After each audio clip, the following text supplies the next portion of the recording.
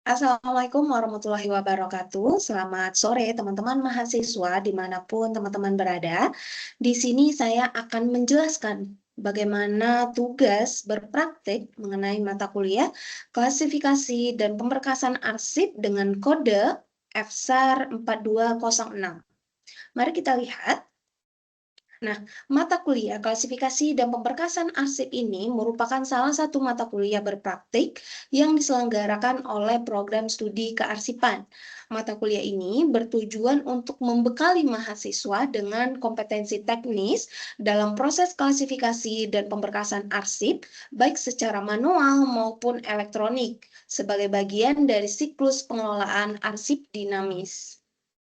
Kegiatan klasifikasi arsip ini mencakup penentuan struktur, pengelompokan arsip berdasarkan fungsi, kegiatan, dan unit organisasi yang menjadi dasar bagi pemberkasan dan penemuan kembali arsip secara efisien. Pemberkasan arsip ini juga merupakan proses penataan arsip ke dalam sistem tertentu agar arsip dapat diakses dan dikelola secara tertib. Nah, tujuan mata kuliah berpraktik ini adalah untuk memberikan pengalaman nyata kepada mahasiswa semua dalam menerapkan prinsip-prinsip klasifikasi dan pemberkasan arsip sesuai dengan ketentuan peraturan perundang-undangan dan standar kearsipan nasional. Melalui kegiatan praktik, mahasiswa diharapkan memiliki kemampuan teknis dan sikap profesional dalam mengelola arsip dinamis sebagai bekal untuk memasuki dunia kerja atau melanjutkan ke tingkat keahlian kearsipan yang lebih lanjut.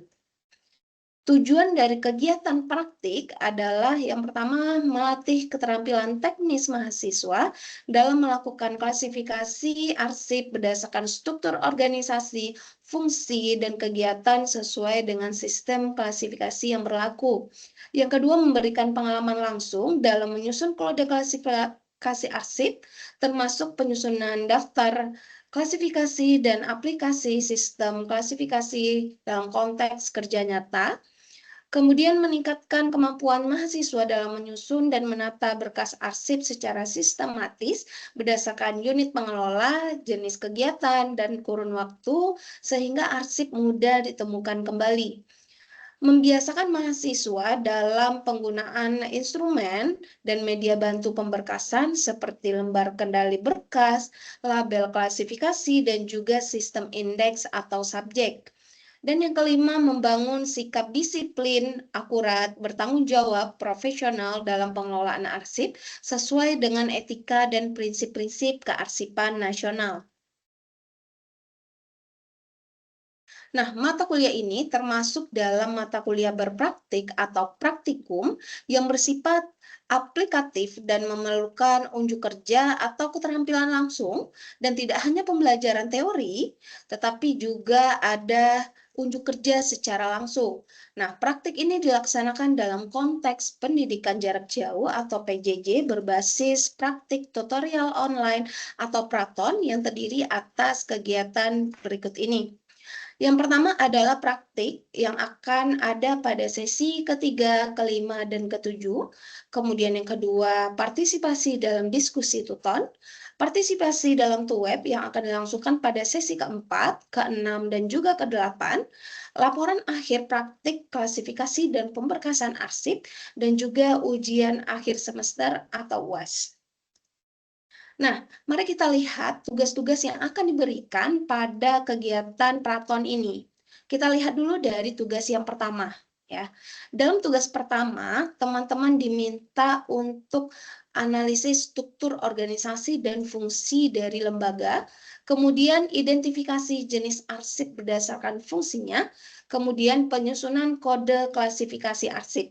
Nah, outputnya adalah laporan hasil analisis struktur organisasi dan uraian tugas, kemudian daftar jenis arsip yang diklasifikasikan dan berdasarkan fungsi, kemudian dokumen sistem klasifikasi arsip, kode klasifikasi, dan juga uraiannya. Nah, ini adalah tugas pertama yang harus teman-teman kumpulkan nanti pada sesi ketiga. Berikut penjelasannya. Ya. Untuk tugas pertama ini, teman-teman, yang pertama harus dilakukan oleh mahasiswa adalah menentukan satu unit organisasi yang akan dijadikan objek tugas. Jadi teman-teman di sini tentukan dulu mau mengambil objek di mana. Apakah itu di tempat teman-teman bekerja ataupun di luar tempat bekerja teman-teman, itu silakan dipilih nantinya ya. Nah, dituliskan nama lembaganya apa, kemudian unit yang diamati itu unitnya yang mana. Nah, itu dituliskan dalam tugas pertama. Kemudian instruksi kedua adalah membuat struktur organisasinya. Jadi nanti dibuat struktur organisasi yang ada di unit tersebut, ya. Nah, kemudian membuat uraian tugas setiap bagiannya. Dari struktur organisasi itu pasti ada tugas atau job desk dari masing-masing setiap unitnya ya. Nah, itu nanti dibuat uraian tugasnya setiap bagiannya. Nah, itu boleh dibuat dalam bentuk tabel ya, teman-teman ya. Misal bagian unitnya, tugasnya apa, terus kemudian arsip yang dihasilkan oleh unit itu apa saja. Nah, itu dituliskan dalam bentuk tabel.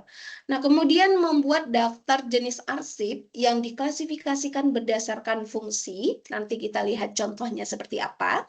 Kemudian membuat kode klasifikasi arsip sesuai dengan struktur organisasi dan jenis arsip yang telah diidentifikasi. Nah, ini boleh dipilih salah satu, mau 3 fungsi substantifnya atau 3 fungsi fasilitatifnya. Itu silakan dipilih oleh mahasiswa nantinya.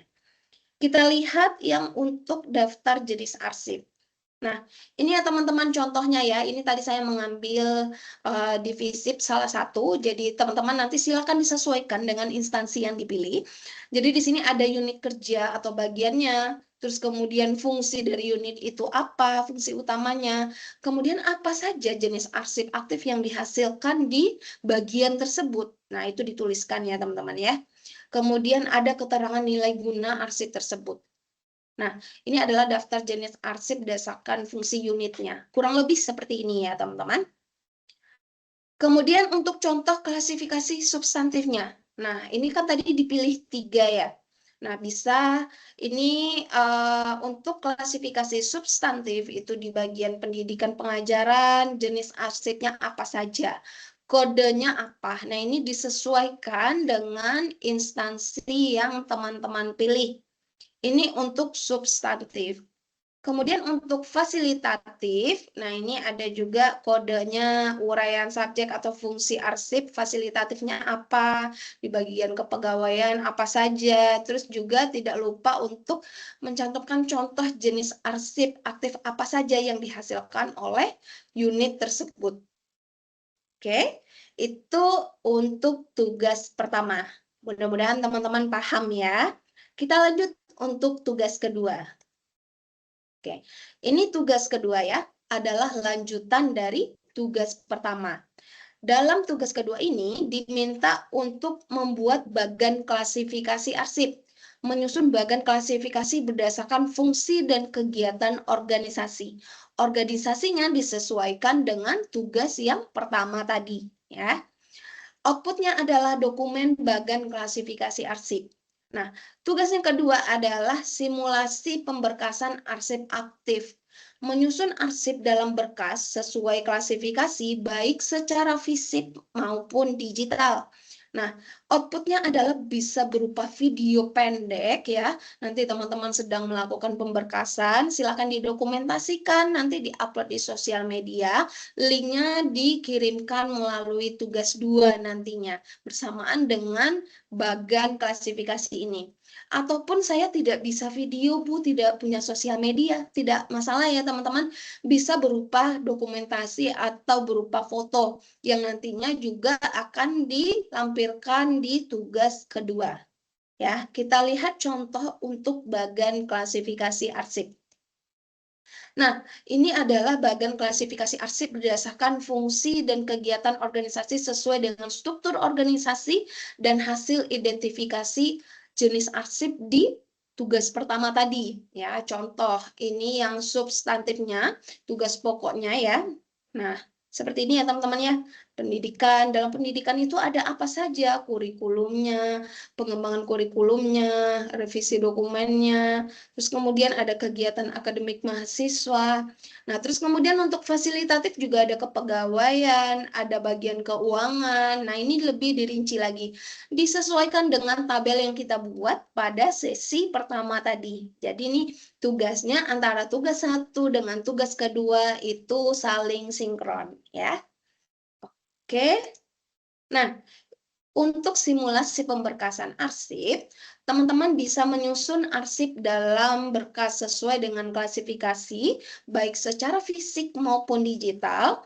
Jika teman-teman yang fisiknya memilih beberapa dokumen fisik dan dilakukan pemberkasan lengkap dengan kode klasifikasinya, itu nanti didokumentasikan. Kemudian yang digital juga memilih beberapa dokumen digital dan dilakukan pemberkasan lengkap dengan kode klasifikasinya. Ini nanti juga silakan di screenshot ya, atau misalkan mau divideokan boleh sesuai dengan instruksi saya sebelumnya. Video proses pengerjaan silakan diupload di sosial media, kirim link publiknya pada tugas 2. Sedangkan foto atau dokumentasi dilampirkan juga pada tugas 2. Jadi boleh kalau mau di video silakan, ataupun mau difoto atau didokumentasikan juga silakan. Ya. Itu untuk tugas 2. Mudah-mudahan tugas 2 ini teman-teman semua juga paham dan bisa mengerjakan nantinya. Ya, kita lanjut untuk tugas 3. Nah, berikut adalah tugas 3, teman-teman. Kita lihat di sini, ada 2 tugas di sini ya. Membuat daftar berkas arsip dan juga membuat daftar isi berkas. 2 hal yang berbeda.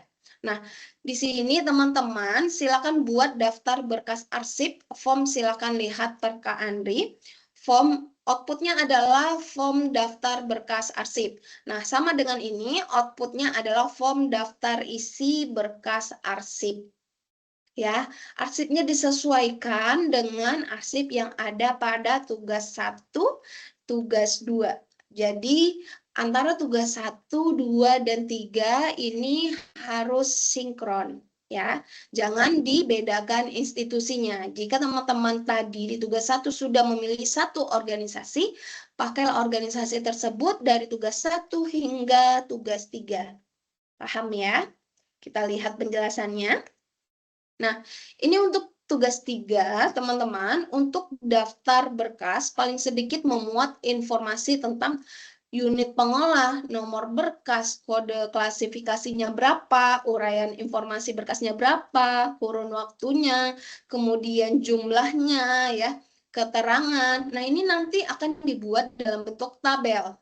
Ya, kemudian daftar isi berkas juga memuat informasi tentang nomor berkas, nomor item berkas, ya, maaf, nomor item arsip, kode klasifikasi, uraian informasi arsip, tanggal, jumlah, dan juga keterangan. Nah, jadi semua keterangan ini tadi, ya, daftar berkas dan juga daftar isi berkas dibuat dalam bentuk tabel. Nah, ini untuk tugas 3-nya, ya, teman-teman. Nah, dalam tugas 3 ini ada laporan praktik, ya. Menyusun laporan praktik secara keseluruhan, laporan final tugas 1 dan tugas 1, tugas 2, dan juga tugas 3.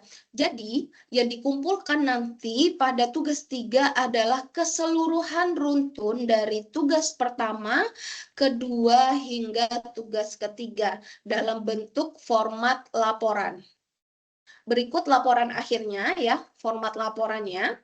Ini biasa ya dalam bentuk judul, laporan praktik mata kuliah, terus kemudian nama, NIM, prodi ya.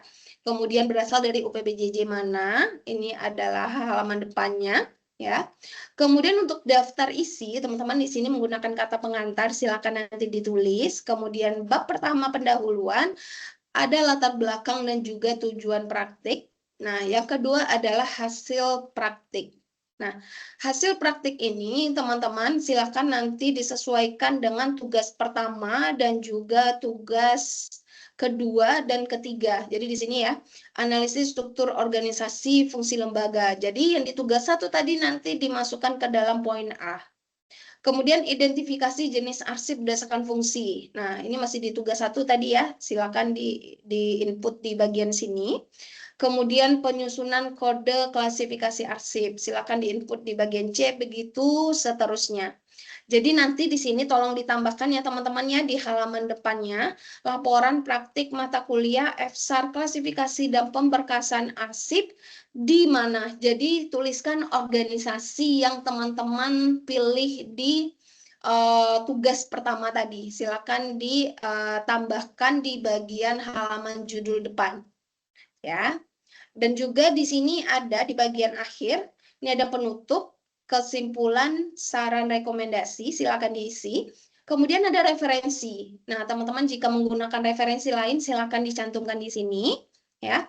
Kemudian ada lampiran. Lampiran berupa bukti dokumentasi, di mana teman-teman memang bekerja sendiri ya, mulai dari tugas pertama dan juga tugas kedua sampai tugas ketiga, silakan didokumentasikan dan dilampirkan di bukti dokumentasi praktik. Ya. Oke, teman-teman semuanya, mungkin sekian penjelasan dari saya mengenai mata kuliah klasifikasi dan pemberkasan arsip pada tugas pertama hingga tugas ketiga.